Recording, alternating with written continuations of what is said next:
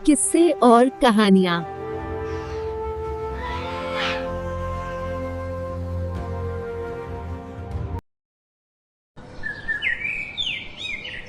बहुत समय पहले की बात है। किशनपुर गांव में रमेश नाम का एक गरीब लकड़हारा रहता था। वह बहुत मेहनती व ईमानदार था। रमेश प्रतिदिन जंगल जाता और वहां से लकड़ी काटकर उन्हें बाजार में बेचता था। लकड़ी काटकर जो धन मिलता था उसी से उसका गुजारा चलता था। सुनो जी, तुम कोई और काम क्यों नहीं करते हो? इससे हमारा सही से गुजारा नहीं होता है। क्या करूं? भाग्यवान कोई और काम भी तो नहीं मिल रहा है। अगले दिन रमेश लकड़ी खोजते खोजते घने जंगल में पहुंच जाता है। तभी उसे रास्ते में किसी की पुकारने की आवाज सुनाई देती है। रमेश पास जाके देखता है तो उसे एक जलपरी दिखाई देती है। कृपया मेरी मदद करो, मैं बहुत दिन से बीमार हूँ। लेकिन मैं भला तुम्हारी मदद कैसे कर सकता हूँ? तुम तो एक जलपरी हो। इसी जंगल कुछ मील दूर एक गुफा है।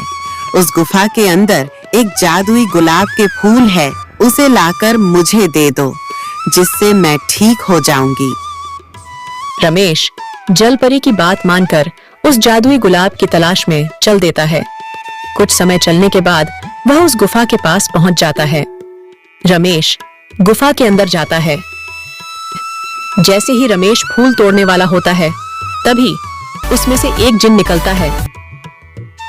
मूर्ख मानव, तुम यह जादुई फूल नहीं ले जा सकते जब तक तुम मेरे दो प्रश्नों के उत्तर नहीं दे देते। यदि तुमने मेरे दोनों प्रश्न के उत्तर सही दिए तो तुम यह फूल ले जा सकते हो। यदि तुमने एक भी प्रश्न के उत्तर गलत दिए तो मैं तुझे खा जाऊंगा। ठीक है, पूछो अपने प्रश्न। पहला प्रश्न, वह कौन है जिसके पास कभी तो दर्जन कपड़े होते हैं और कभी एक भी नहीं होता है? वॉशिंग मशीन है। कभी इसके पास ढेर कपड़े होते हैं और कभी एक भी नहीं होते। बिल्कुल सही उत्तर। दूसरा प्रश्न, वह क्या है जो है तो सोने की मगर सोने से भी सस्ती है? रमेश कुछ देर सोच में पड़ जाता है।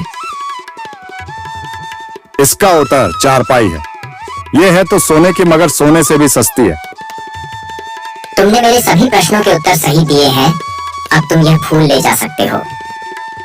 यह कहकर जिन वहां से चला जाता है। रमेश फूल लेकर सीधे जलपरी के पास जाता है।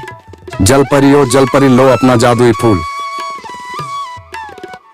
जलपरी रमेश को मदद के बदले में उसे सोने के उपहार देती है और वहां से चली जाती है। रमेश उन सोने के सिक्कों से अमीर हो जाता है। फिर वह अपना जीवन हंसी खुशी से गुजारने लगता है।